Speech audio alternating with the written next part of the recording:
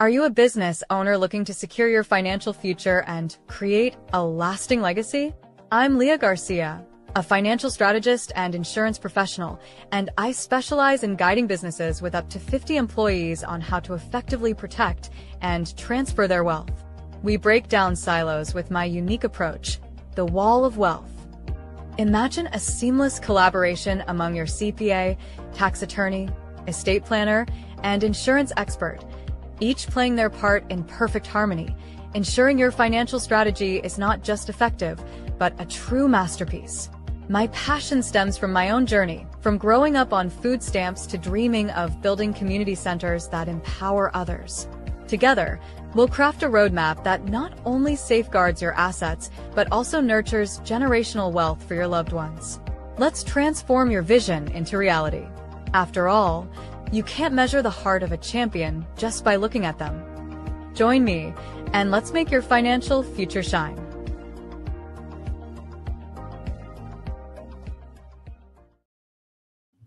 And we are live. Welcome to this edition of Wealthy Wednesday. I am super excited. You know, Wealthy Wednesday is one of my favorite days of the week, but we also have Money Mondays. We have Tax Tips Tuesdays. We have Financial Literacy Fridays. I'm not really sure what Thursday is, but you know what? I love Wednesday because I get an opportunity to spend some time with some incredible people that I've met through my time of networking. And today is absolutely no exception. If you're an entrepreneur, this one is for you. If you're a business owner, this one's for you. If you are in the sports arena and you're looking to get to that next level, you're looking for a business, you're a business person and you want to absolutely thrive in 2025, today is for you. Come on in, invite somebody who needs to see this, because today is going to be a lot of fun, super interactive. Definitely want to hear from you. And you're also going to want to take some notes.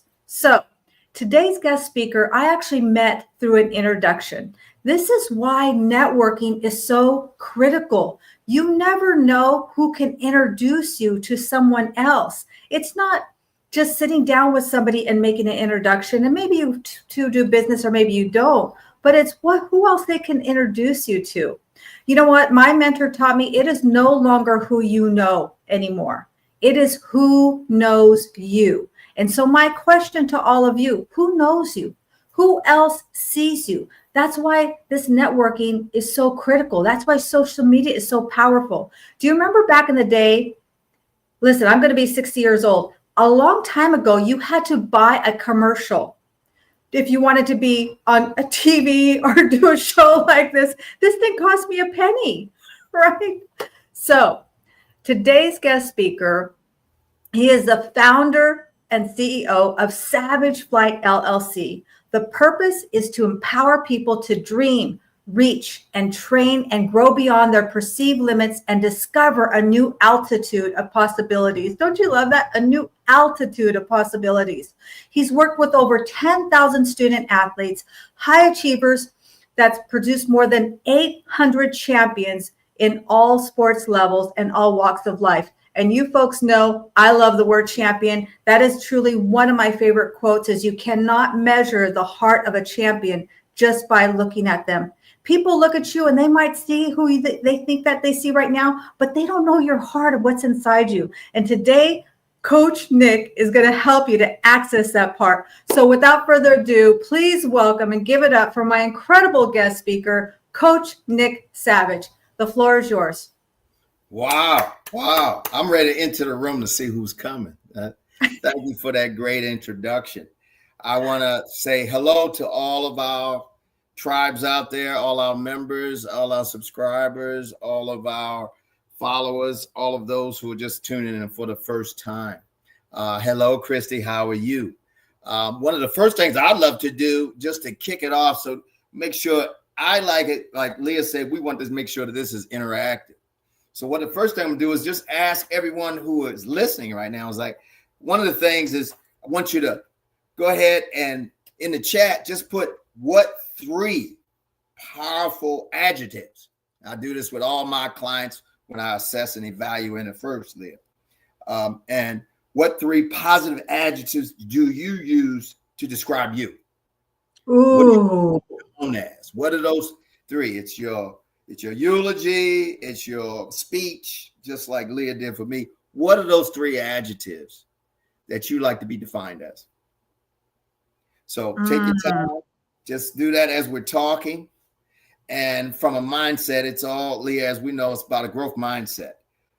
We talked a lot about sports. I've been on sports, magazines and panels and all those other things. But really, it only takes about 6 to 9 weeks to really change someone physically. And as we know, habits, right? Take about 2 weeks to start a habit. But for the most part, it's all about that growth mindset. So, Leah, for example, what's 5 times 2? 5 to 10. You sure? Okay. I'm sure. 2 times 5? Same, 10. What's 100 minus 90? Minus 90, 10. Yeah. Okay. What's aluminum made out of? Aluminum is made out of aluminum. There we go. So see, a lot of people out there thinking they say 10. So I'll give you an idea on a growth mindset on how you look at things. How you look at things. For example, again, let's say, what do you put in a toaster? Toast. No, I put bread in the toaster. There you go. See, you cut yourself. Spell spot, Leah. You know that dog that goes with us. Come on. Spell spot. How you spell? SPOT. That's right. Again. SPOT. What do you do at a green light? At a green light, you stop. No, you go. You go. Set. So you got to catch yourself to remind yourself on keeping with that mindset, on how you look at things. A lot of folks, they never stop and take that pause. When I'm speaking, say, with 10,000 people, 1,000 or whatever, it always ends up there. They're so busy running so fast, they forget to stop, pause, and think as we move forward. Yeah. The power of the pause. Absolutely. When we change the way we look at things, the things we look at change. Recently, I've been really stepping into that. And what I want to ask you, Coach, I love this. This is so good. This is from the word go. So I'm going to give you my three words, my 3 adjectives that just came top of mind. Powerful. Powerful. I intend to be a power woman. So that's powerful. Faith-driven, empowerment.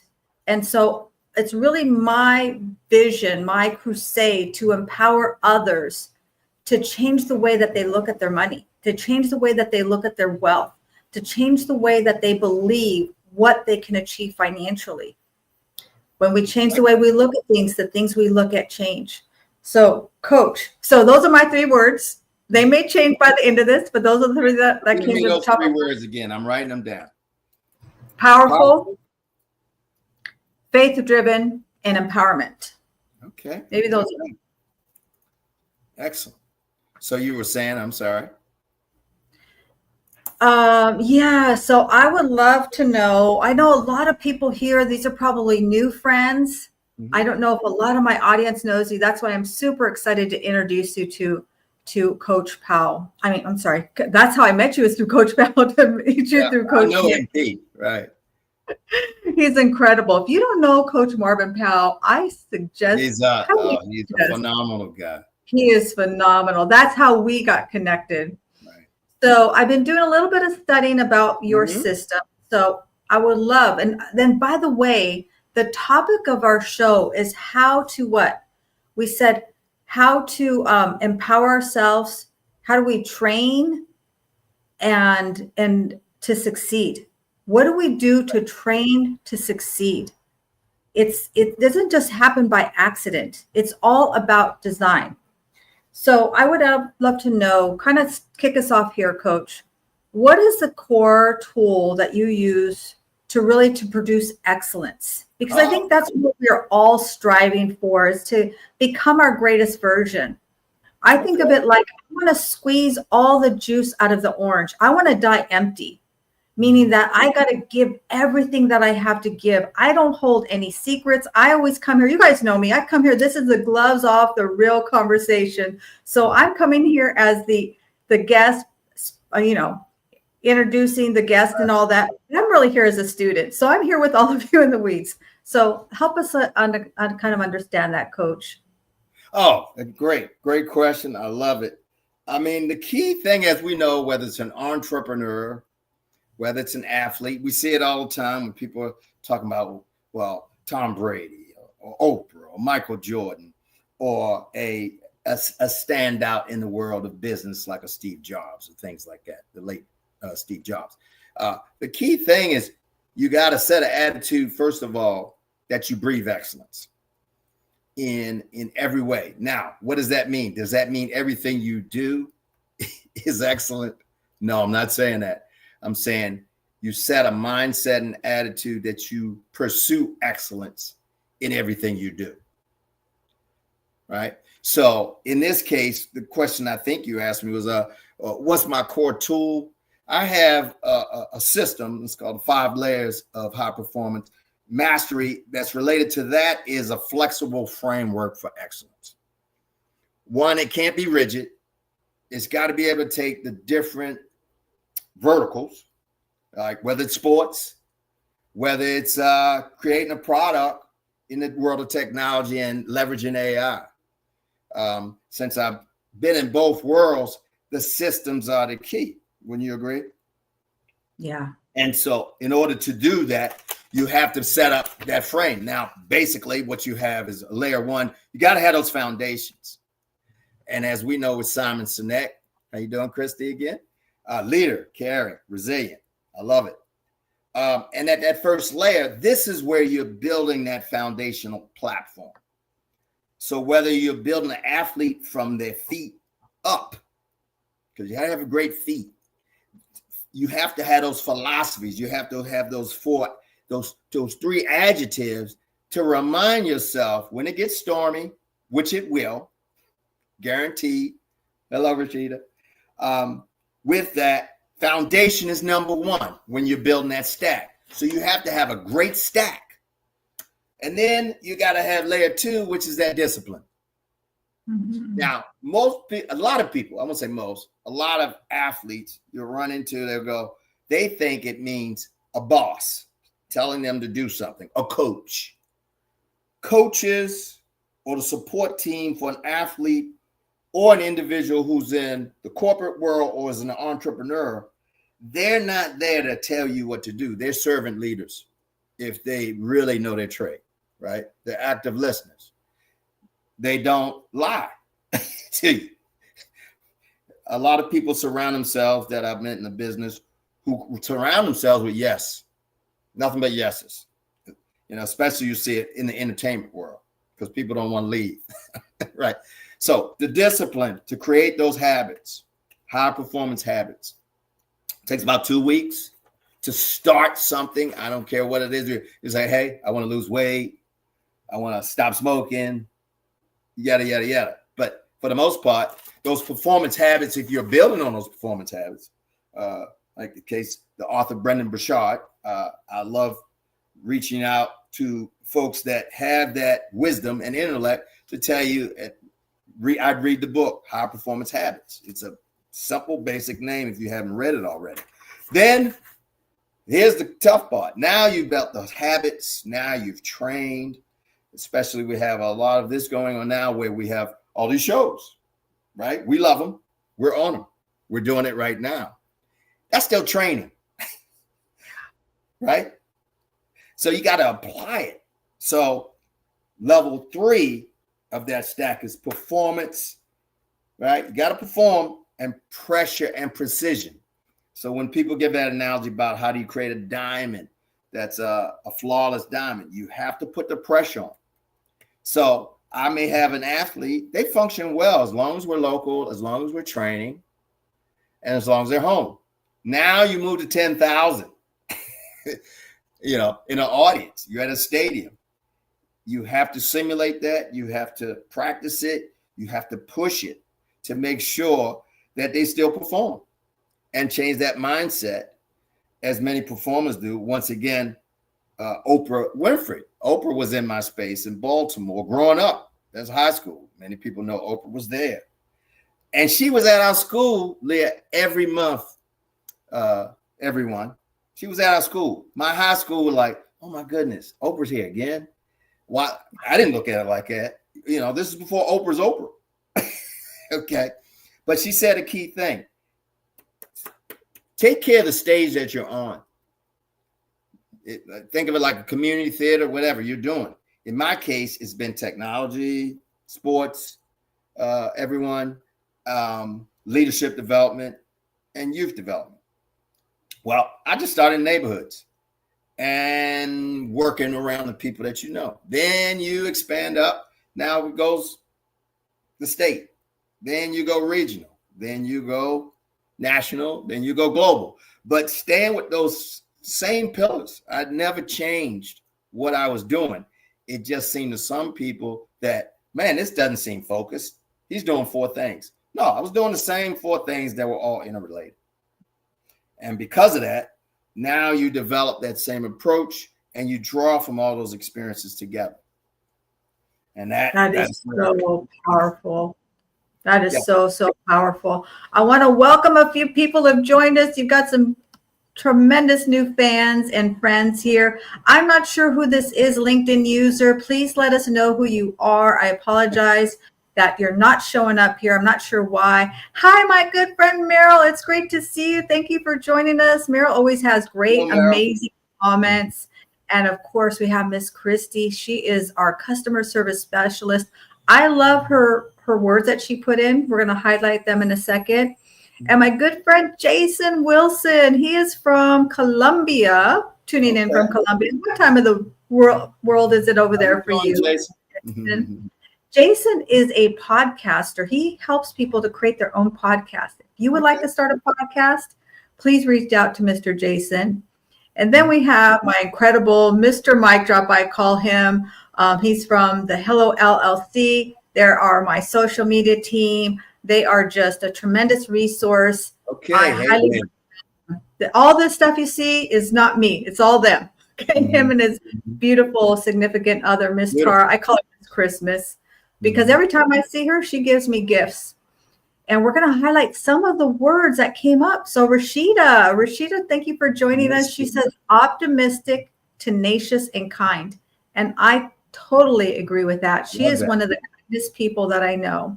And LinkedIn, again, I apologize. We don't know who you are. Strong, tenacity, and innovator. Ooh, I love that. That's great.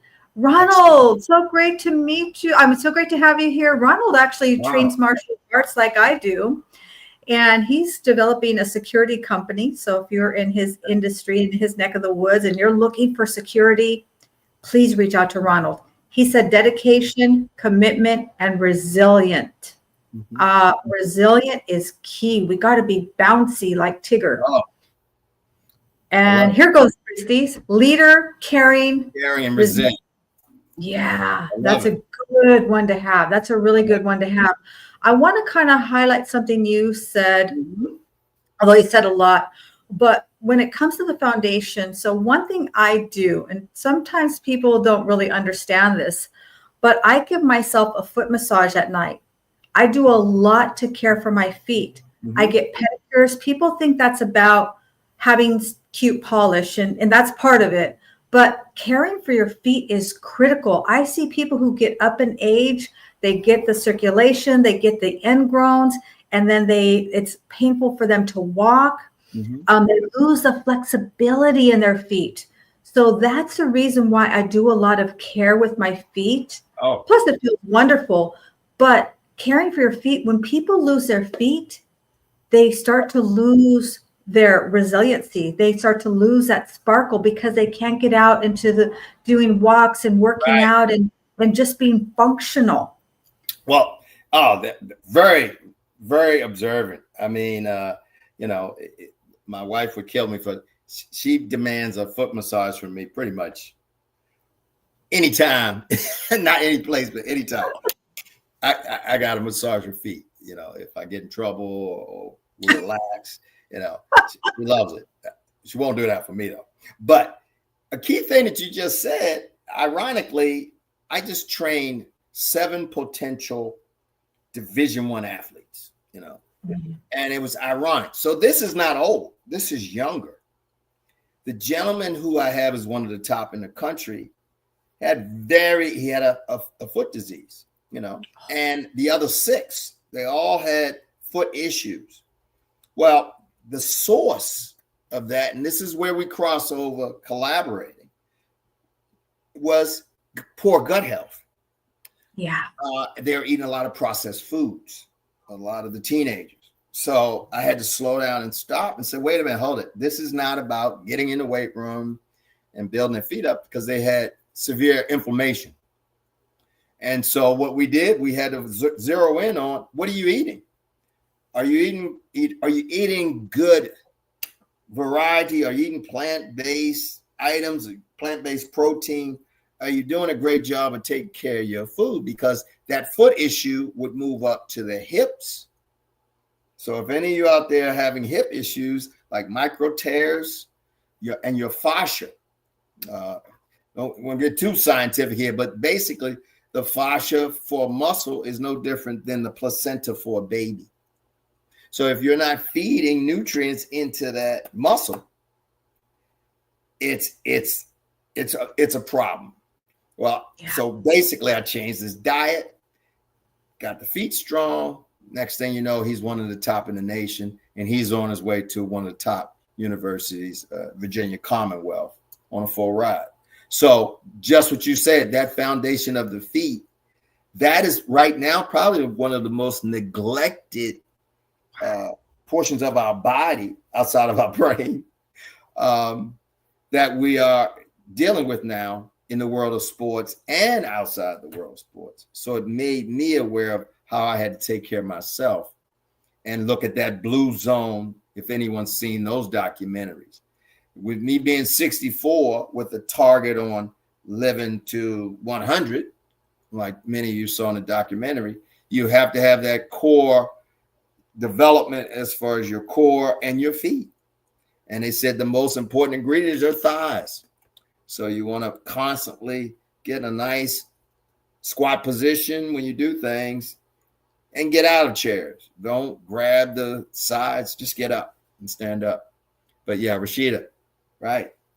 So make sure that you're listening for other areas that may not have anything to do with physical fitness, but more wellness. I love that you validated my foot care. And the way that I learned that is because of watching my clients. I've been in the industry almost 20 years. Mm-hmm. And whenever somebody gets an illness or something, I always ask a lot of questions. And so I started to realize a lot of things starts with our foot. There's over 200 bones in our feet. And all of we have so many pressure points in our feet. So anyway, I can get really, really deep into that, but absolutely so critical. If you're an athlete or you're not an athlete, you just want to be able to be mobile and agile as we get older, even when we're younger, just like you alluded to. Even the youngsters are having trouble with not caring for their feet. Right. So I love this comment right here by Ronald. Balance. That's key. Balance. Have that balance. Right. You got to know when you're addressing your EQ, right? Your creative intelligence, and your IQ, and often for us to ascend this path, many of us, as we already know from watching you and your show, automatic negative thoughts are killers. I wish we were in a space together, we have to do that someday, but that whole psycho energy system that I learned actually in the sports world from the Russians when I was triple jumping. And little things you can do. Try this if you're with someone as you're watching this. If you stick your arm out and you say a negative comment and you have someone try to pull your arm down, like example, you say, I'm a loser, I'm no good. I don't know how, I'm always procrastinating. Now you put your arm up, that person pull your arm, it's going to come down. It's going to come down. There's other ways to do that as far as tapping into your energy force field. You tap this way to reinforce. So all my athletes and all of my folks that have to perform, get up on a stage and speak about technology, or they're nervous and they have to perform in the TED Talk. Example, I produced 10 TED Talks. And with that, you work with over 50 people. You've got to get them ready to make them sure they're not nervous and people lean in. So you tap here, okay? You tap towards to bring and reinforce your energy force field. Now, if you do something that is a task right after that within 30 seconds, like my jumpers, for example, or someone's racing, or they're getting ready for the game, you just do this before performance, or you give that positive comment to yourself that I am going to do this. It is that powerful. It is not a joke. It is for real. Truly, truly is. And what you're talking about when you're saying putting out your hand, I've heard people call that muscle testing.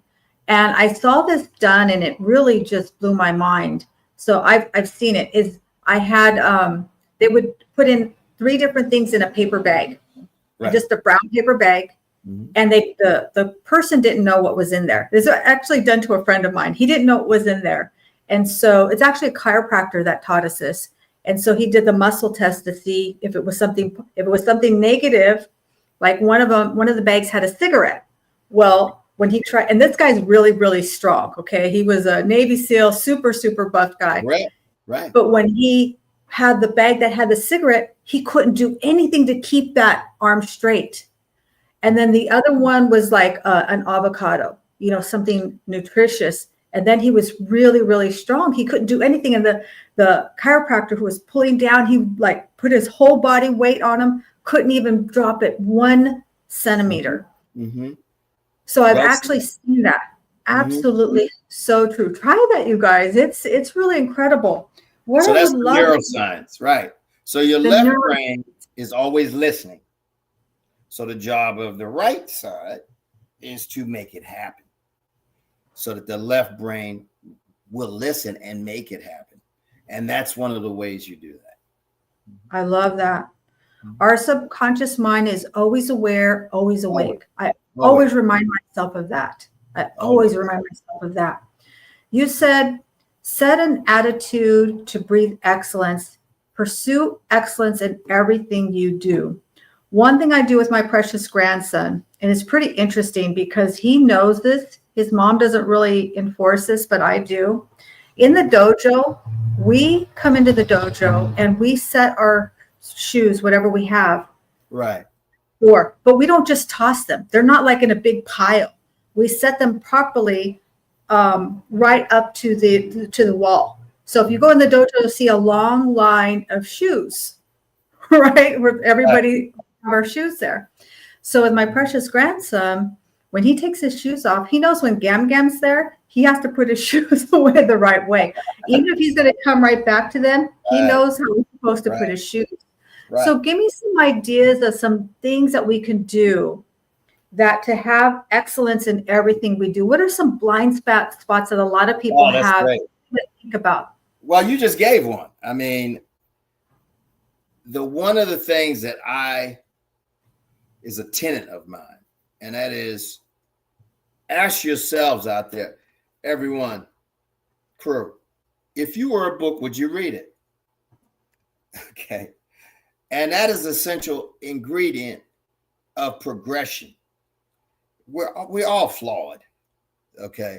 I don't care who we are, but at the same time, are you writing chapters? If you were a book that you're proud of, and that if it was your book, so many people are writing books now, and is it what embodies who you are?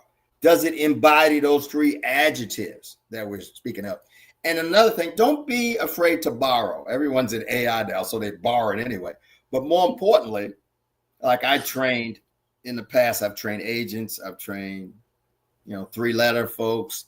But one of my favorites to train over the years has been Special Forces. I'm friends, I'm close with Tom Chabey, for example, who ran SEAL Team 5. He was a commander there. But what do they say? what embodies. Don't be afraid to borrow excellence from other sources. You just said it. I'm a black belt in Taekwondo. Well, I integrate all of those key drills for flexibility into whatever that athlete is or whatever that person is. But in the world of special forces, they have a saying, not just got your six, I got your back, but they also say slow is smooth, smooth is fast. Yeah. I'll say that again. Slow is smooth, smooth is fast. So what you learn how to do is bring everything around. You got to learn how to get the right action, but keep your thinking out of the fog. And in order to do that, you distill things down to simple tasks, and execute and perfect that simple task. Hello, Nicole. So if you can execute one task and break things down and decompose them to one simple thing, it's still hard because the pairing is easy. People come up, I've got an idea. That's easy. Now it's complex to bring it to other people. But if you can distill it down to something simple with the clear understanding that it's hard to do, you're starting off with the right roadmap. And that's a cornerstone of the system too. So like I said, layer 4 is adaptability, right? I saw everyone had the word resiliency. Don't beat yourself up if you got to change your plan. You got to assume anyone that's a technologist, anyone who's in the world of athletics, or I love the Yiddish saying, man makes plan and God laughs. Yeah. So you got to be adaptable and resilient and have a system that deals with being resilient. Don't have to go out and create and invent something new. As a technologist example, change management process has already been built in for us to get to the moon, for us to go to Mars now. And that's called the capability maturity model. So my technology side, I said, how can I apply that to a different domain? A different domain, great stuff, medical. Okay. A different domain that may have nothing to do with that area. So I took the Carnegie Mellon approach to manage my changes on injuries, injury prevention. The same thing they use to do the impossible of, hey, we're going to Mars, it's 1960, right? So now you have to have a system. Well, don't go like, let me go try to find a new way to do that. No, take that and put it in your domain. Another one we all use now, and probably I've seen some of the skill sets of some of the people on. Agile, we said it. I'm a Scrum Master, right? And for those of me in the technology world, it simplifies things. Just apply it. I applied it to all my TED Talks. I use the Agile approach. That wasn't to develop code, but when you have 40 people in a room on a call and you want to be done in 30 minutes, an Agile approach. So expand your knowledge across verticals. That's what's going on right now. So that those of us who have been in the technology world, you speed up things. So you reapply them to what you're trying to do. So if you want to cook and you want to have a restaurant, figure out ways to use an Agile approach, change management, for hiring, or saying, oh, okay, that tastes nasty. We need to take that off the menu. Okay. So how do you do that? You use those systems to make sure you have a process to go to your client to get the requirements. Not a sexy word, but you got to know what the clients want and actually listen to them. Not be driven, don't be too customer driven, but listen and be an active listener. so that you're putting that together to keep that resiliency. Because that's the biggest thing I learned from training military and agents is what you plan is not necessarily how this is going to go or happen, but you better have your contingency plans in place somewhat to say, okay, I have a way to work through that in case this happens. Yeah. Wow. A lot of good stuff here. I want to hear from you guys. Are you guys picking this stuff up? I want to highlight something, kind of circle back. Asked, if you were a book, would you read you? And that's a perfect segue to introduce Miss Nick Galindo. She's actually a bipolar advocate, and she's a publisher. She's published well over 16 books. She does a lot of anthologies where she brings new authors a lot of times, or even old seasoned authors together, and they all contribute to make one incredible symphony. I absolutely adore that. And you said expand your knowledge across all verticals. And so in my mind, what that means to me is whatever we know, we can find a way that it relates to other things in our life. For example, martial arts, I believe, is a metaphor for life. We could have a whole seminar just about that. I watch people come into the dojo. Now, when I started training, I was 35 years old, out of shape, 220 pounds, had a back injury. So I was a mess physically. And, over time, it took me about 3 years, but I did get my black belt. But during that time, I watched so many people come into the dojo that were fit, trim. I watched runners. I watched boxers come in that are super muscular, football guys who'd come in, and they would all start out really, really great. They knew their right from their left hand and all these things. And I thought, wow, I had to work to do that. But then as soon as adversity happened, you know what happened to them, Coach? They disappeared. They folded like a cheap chair.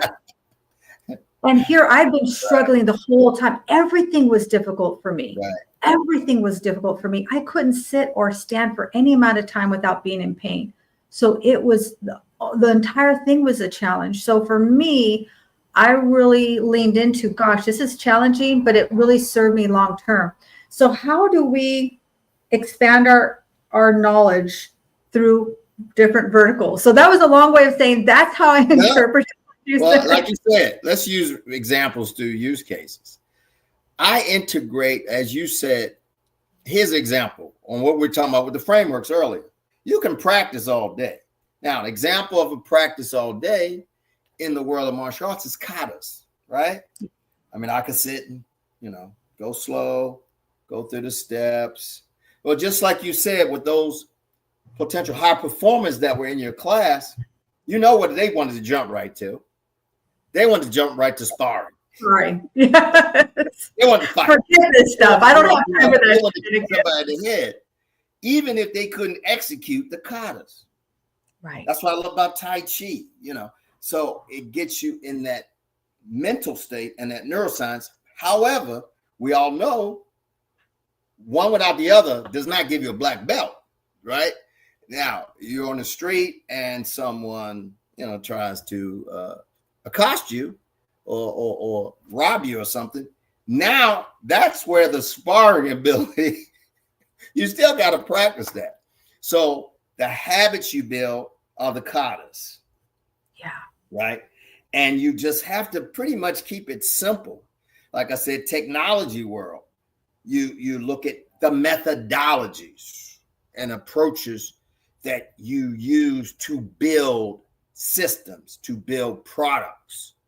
We're products of our environment. So you have to be aware enough to say, okay, how can I use this agile approach to make sure I'm delivering the message on how I define success? Because that is one of the big problems. Oh, I love it. Power and pausing, right? Active listening. That is a critical piece of being agile.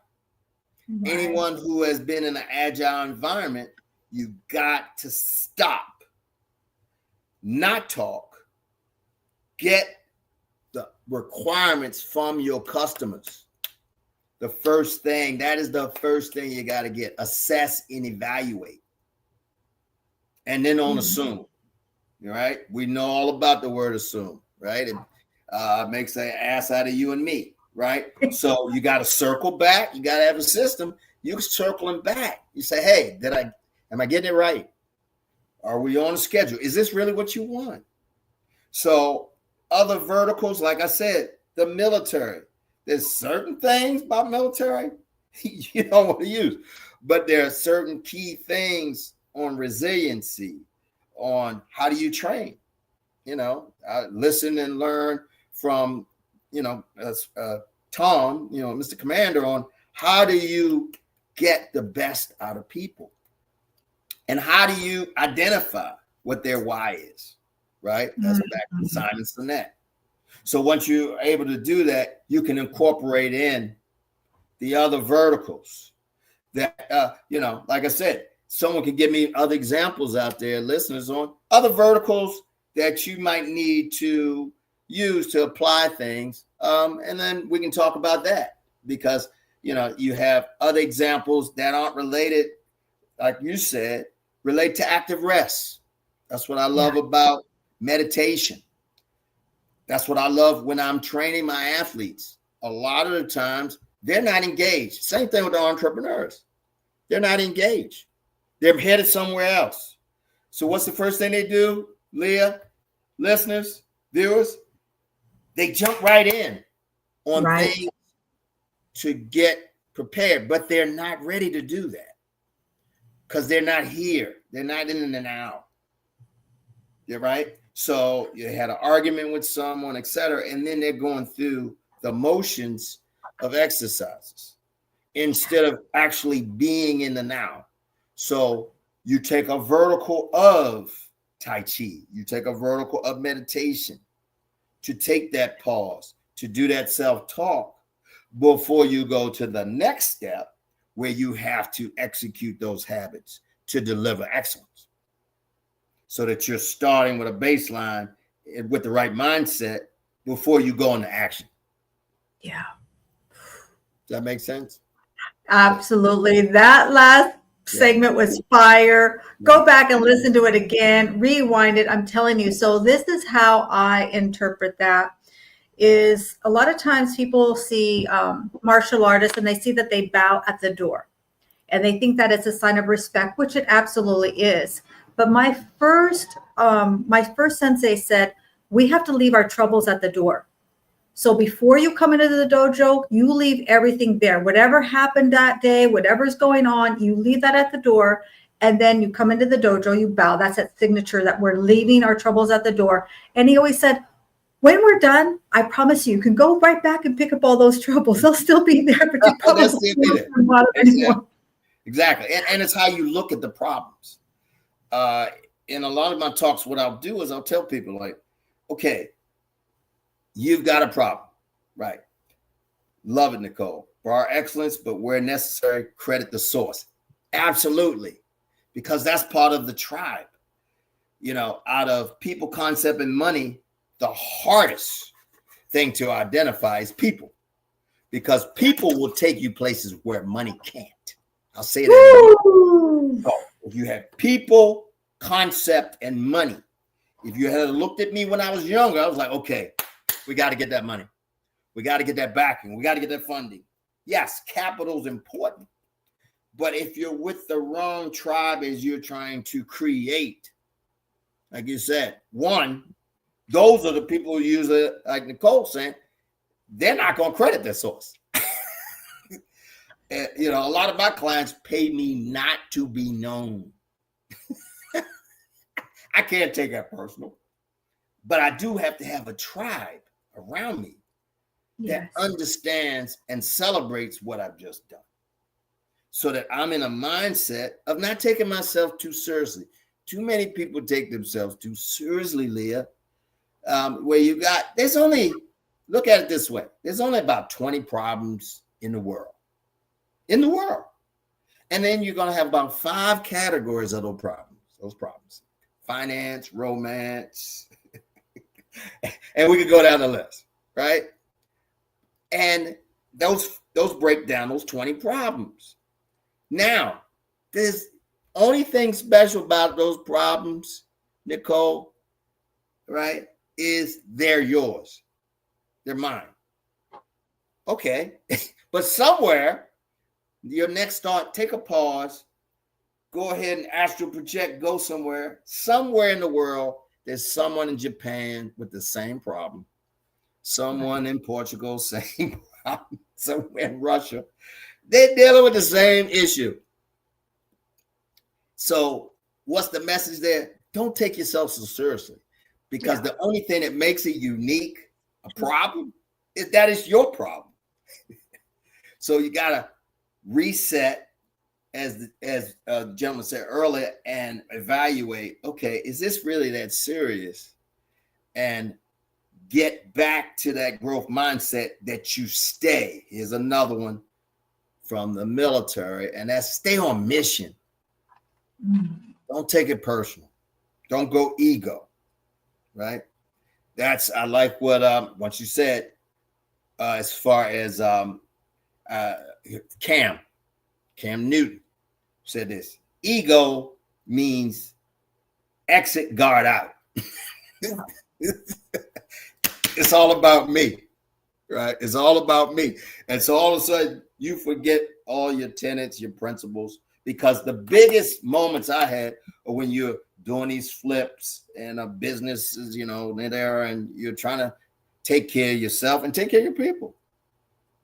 My son even asked me, he probably cussed me out for using his name, but the bottom line, I didn't say use his name, so I won't say his name.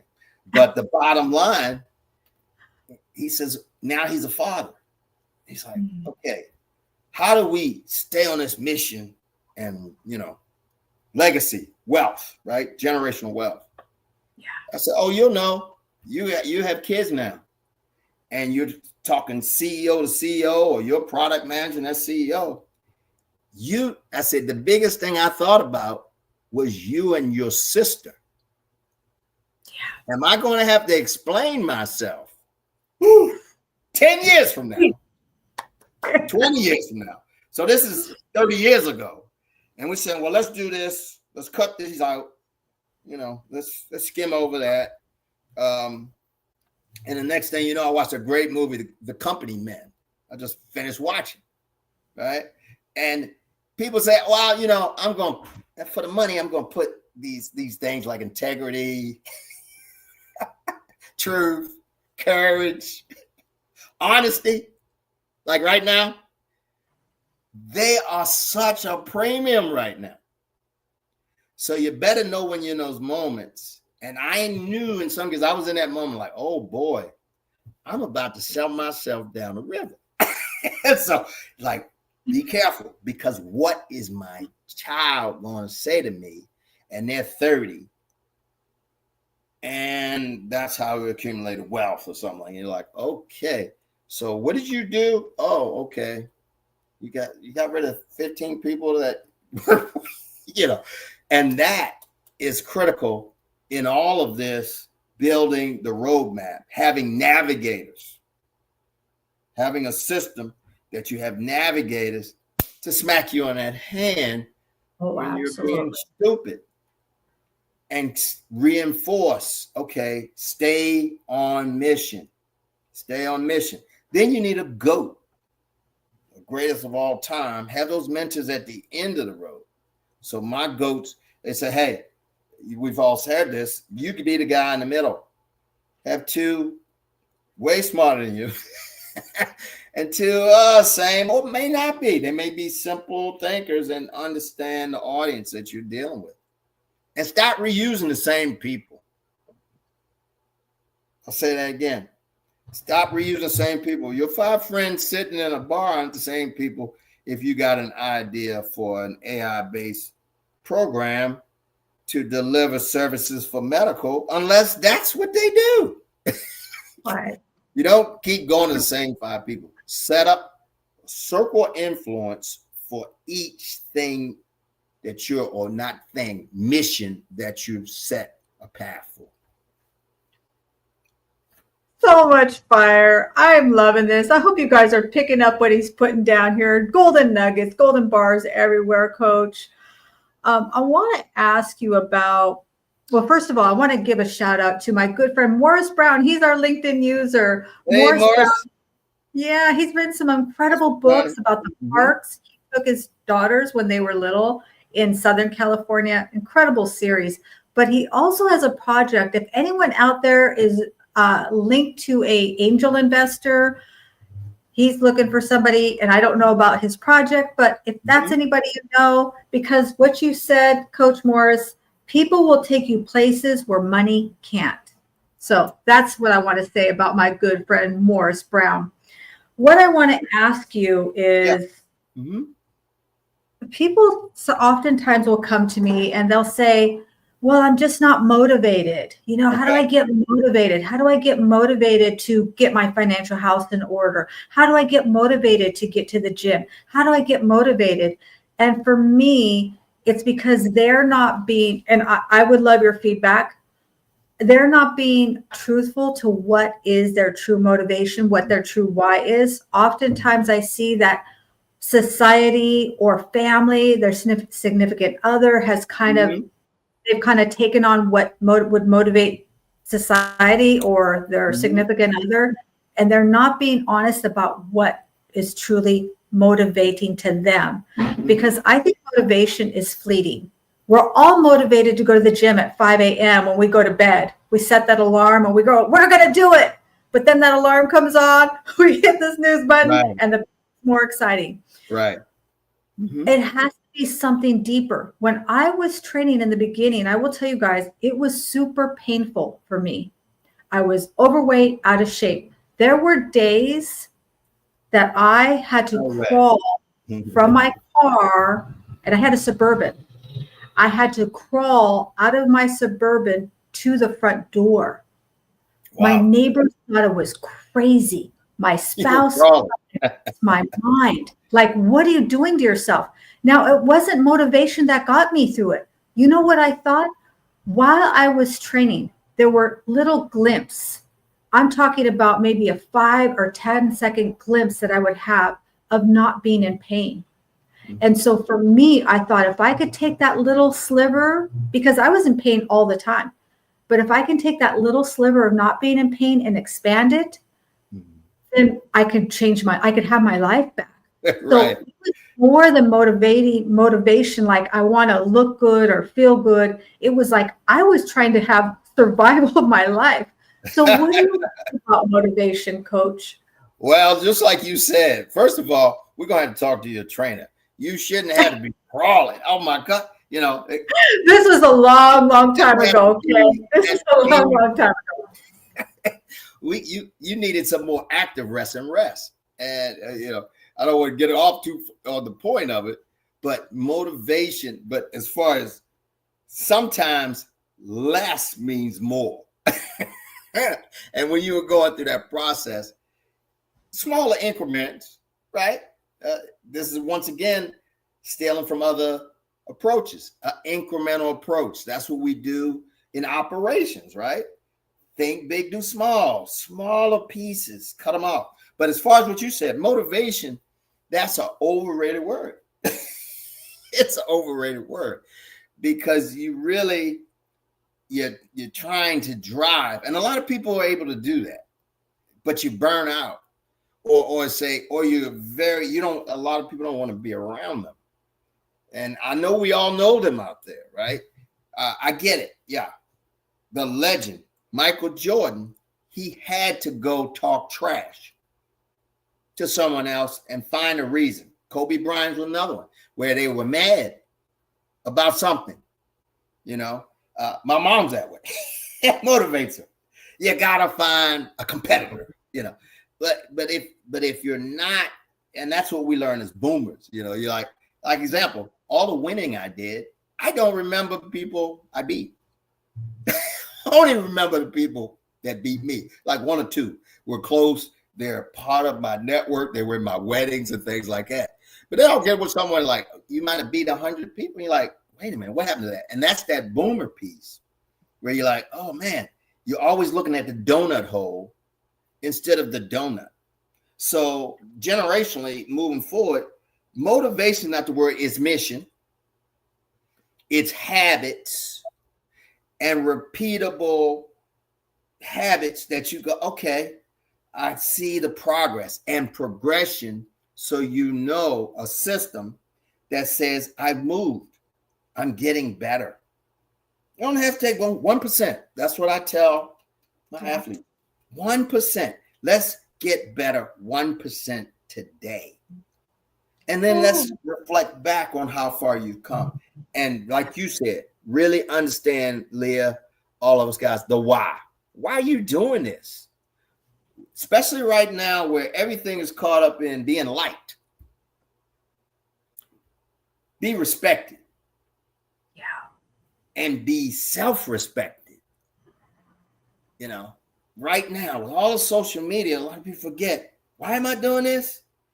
And looking around for affirmations from people that aren't even in their tribe. So they define their success based on somebody else's standards, not their own. Right? Because my brother-in-law taught me once, you know, we're close. And he said, I said, well, how do you define wealth and riches? You don't have to go to work. You know, you're moving in a space where, or you're making the choice to work, or you're making the choice not to work. And see, that's a different mindset. One of my favorite movies is It's a Wonderful Life. You know, I tear that up every holiday, you know, because George Bailey was the richest man in town. And by the way, if you got money too, which at the end of the movie, you could tell George was going to have money too. But he had the wealth of everything around you, because like what Denzel said, you don't see a U-Haul behind a hearse. Right. Right? And so you definitely have to know, like you said, Leah, who you are. Mm-hmm. A lot of people, like I said, the first thing I do in evaluation with some of the athletes, the younger athletes, their parents are by them on both sides and they're in the middle. And I say, give me those 3 adjectives. And the next thing you know, the parents are talking. I'm like, whoa, hold up. And you see the glaze over of the athlete. No one's asked them who they are. So they haven't even looked in the mirror to see themselves. Right? So it's not about motivation. It's about the intent to see people, see yourself, and be able to discern from that what your why is. This is so good. We could go another 3 days. I'm telling you, I'm picking up so much. You've got so much incredible wisdom. And one thing that came to my mind is that Eric Thompson, the hip hop preacher, he says, if you want to have influence, buy a car, a house, and a boat. But if you want to be an icon, have character. Character is so, like you said, it's a very, very elusive. It's almost like going to be extinct. Right? It's one of those treasures that, but I believe that there are lots of people who really do have character. I'm connected to them. All these people you see that have been in these comments are all people of character. I am so humbled that all of you show up and you pour into me. And I really do believe that a rising tide raises all boats, but only if your boat's in the water. And all of you showed up with your boat in the water today. Kind of winding down here. I don't know where this hour went. We're a little bit over time. That was fast. Yeah. That was like so consistency, right? Mm-hmm. Absolutely. Wrong. You've accomplished so much, Coach. What can we expect to see from you in the next 6 to 12 months? What's on the horizon for you? Well, right now, thanks for asking. I'm focused in on right now a few national and international projects of creating centers of excellence, where we are focused in on identifying those superpowers that everyone has and identifying where the kryptonite is. And borrowing from, once again, the world of technology, you become a solution architect. performance architect, where you're closing that gap between the as is and the to be, which we know out there is the gap analysis. Yeah. So whether it's better health, better mindset, better growth, more money, you're closing that gap analysis to produce best version, as we say, of self and fulfillment on who you are and who you plan to be, so that you're fulfilling those three adjectives that we discussed. Yeah. We all have another level in us. Oh, we absolutely. all have another level. Think about this. If you had come home from a day and you're just exhausted and you're completely tapped out, but somebody was trying to harm one of your loved ones, you would find that energy, right? You would make that run. You would pull that car off of your loved one or whatever you needed to do. This has been so incredible. So I have a word from our sponsor really quick, and then we're going to come back for my closing thoughts. Please do not go away. A lot of great stuff here. Hey there, I'm Leah Garcia. Have you ever wanted a career where you truly make a difference in people's lives? I'm building a team of driven financial and insurance professionals, people who want to help families and businesses protect, distribute, and transfer their wealth with confidence. If you're passionate about guiding others to achieve financial security, then you're exactly who I'm looking for. Join my supportive, growth-oriented environment and unlock your full potential. Ready to take the next step? Visit leahgarcia.io and let's start building your future together.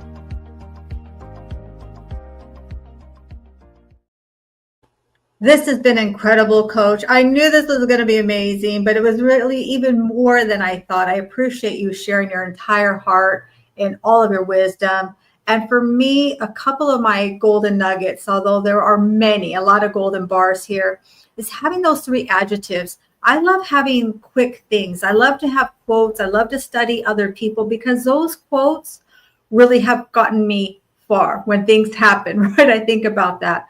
And so having those adjectives, like having them top of mind, like putting them everywhere so that maybe those are the adjectives that I stay with. Maybe I evolve them, but reminding myself who I am so that when things go awry, that I'm a powerful, faith-driven person of empowerment, right? I'm here to empower others. This is why I'm doing what I'm doing. I believe that every single family can create their own family dynasty. Absolutely. I believe that. I absolutely believe that. In every family, we go along until they call it the one, until the one shows up. I'm the one in my family. I'm changing my family's legacy.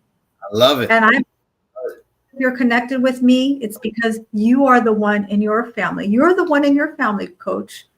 You've completely transformed your family. And I absolutely love that. And just understanding that these principles is having excellence in every area, but also building on other knowledge. Sometimes people will read a book and they say, oh, they might start the first few chapters and they say, well, there's nothing in there. Sometimes in those books, I force myself to read them because I just believe that that's where we find oftentimes the gold. It's just like going to the gym. We don't maybe want to go to the gym, but we love the results. Sometimes the medicine we have to take doesn't feel comfortable. And I've often found it may be just like one word or one little phrase, but it's absolutely helped me. So those are some of my takeaways, although we could talk another hour about it. Do this again. I'll get you on with me or things like that. But discernment, and that's what I like what you're saying, that discerning is the big thing. And that you're evaluating as you're going through those trials, tribulations, or great moments, because that's usually how you measure when, hey, Tom, yeah. So that you really, truly understand your purpose, your mission. And I think that's where, that's where you see so many zombies in so many movies now. There's a lot of people just droning around. They don't know what the purpose is. Yeah. We should have a whole show about that. We should have a whole show about that. Well, that is going to do it for this episode. I really would love to continue this conversation, and we're definitely going to consider continue some collaborations in the future for sure. This has been a lot of fun. I enjoyed it. And if you enjoyed it, please tag somebody who could benefit from seeing this.